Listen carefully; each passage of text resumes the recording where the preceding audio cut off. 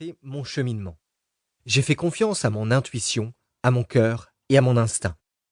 Par exemple, en 1973, au retour de la guerre, lorsque mon père pauvre m'a conseillé de retourner à l'école, d'obtenir un diplôme d'études supérieures et de travailler pour le gouvernement, mon esprit est aussitôt devenu engourdi.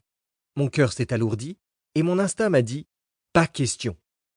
Puis lorsqu'il m'a suggéré de reprendre mon emploi à la Standard Oil ou de devenir pilote de ligne, encore une fois, mon esprit, mon cœur et mon instinct ont dit non.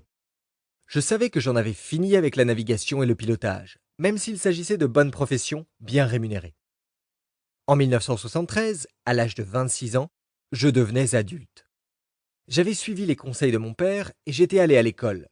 J'avais obtenu mon diplôme collégial et j'avais 2 professions, une licence d'officier de navire et un brevet de pilote. Mais le problème, c'était qu'il s'agissait de professions, de rêves enfantins.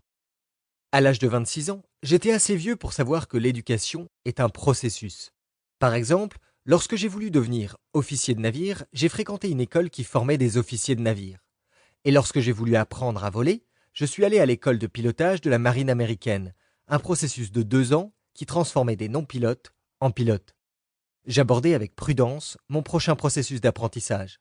Je voulais savoir ce que j'allais devenir avant d'entreprendre quoi que ce soit. Les écoles traditionnelles avaient été bonnes pour moi.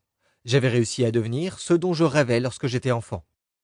Mais atteindre l'âge adulte était troublant parce qu'il n'y avait aucun panneau indiquant « c'est par là ». Je savais ce que je ne voulais pas faire, mais je ne savais pas ce que je voulais faire. Tout aurait été simple si je n'avais voulu qu'une autre profession. Si j'avais voulu devenir médecin, je me serais inscrit dans une école de médecine. Si j'avais voulu devenir avocat, je serais allé dans une école de droit. Mais je savais qu'il y avait autre chose dans la vie que d'obtenir un autre titre professionnel. Je ne le réalisais pas à l'époque, mais à l'âge de 26 ans, je cherchais ma voie dans la vie, et non pas une autre profession. Une éducation différente. En 1973, pendant ma dernière année de service actif en tant que pilote dans la marine, et alors que j'étais basé non loin de chez moi à Hawaï, j'ai su que je voulais marcher sur les traces de mon père riche. Je me suis inscrit à des cours d'immobilier et de gestion que je suivais pendant les week-ends et je me suis préparé à devenir un entrepreneur et évoluer dans les cadrans P et I. À la même époque, sur la recommandation de l'ami d'un ami, je me suis également inscrit à un cours de développement personnel, espérant apprendre qui j'étais vraiment. Pour moi, ce genre de cours ne s'inscrivait pas dans un programme d'éducation traditionnel, car je ne le suivais pas pour obtenir des crédits ou des notes. J'ignorais ce qu'il allait m'apprendre, contrairement à mes cours d'immobilier. Tout ce que je savais, c'était qu'il était temps d'en apprendre davantage sur moi. Le premier week-end, le professeur a dessiné un simple diagramme sur un tableau à feuilles mobiles. Pour découvrir ce dessin, reportez-vous au diagramme numéro 1, en page 1 de l'annexe.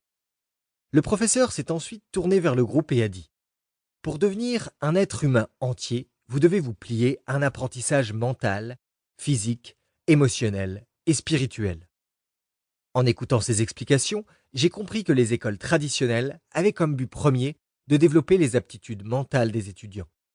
C'est pour cette raison que tant d'individus qui réussissent si bien à l'école ne se débrouillent pas aussi bien dans la vie réelle, surtout dans l'arène financière. C'est pendant ce week-end que j'ai découvert pourquoi je n'aimais pas l'école. J'ai réalisé que j'adorais apprendre, mais que je détestais les institutions d'enseignement. L'éducation traditionnelle était un environnement idéal pour les premiers de classe, mais ce n'était pas un environnement qui me convenait. L'éducation traditionnelle m'accablait, tentant de me motiver par la peur de faire des erreurs, la peur d'échouer et la peur de ne pas trouver un emploi. Elle me programmait pour que je devienne un employé dans les cadrans E ou T. J'ai réalisé que l'éducation traditionnelle ne convient pas à l'individu qui veut devenir un entrepreneur dans les cadrans P et I. Cela explique sans doute pourquoi tant d'entrepreneurs n'ont jamais terminé leurs études. Des entrepreneurs comme Thomas Edison, fondateur de General Electric, Henry Ford, fondateur de Ford Motor Co., Steve Jobs, fondateur de Apple, Bill Gates, fondateur de Microsoft, Walt Disney, fondateur de Disneyland, et Mark Zuckerberg, fondateur de Facebook.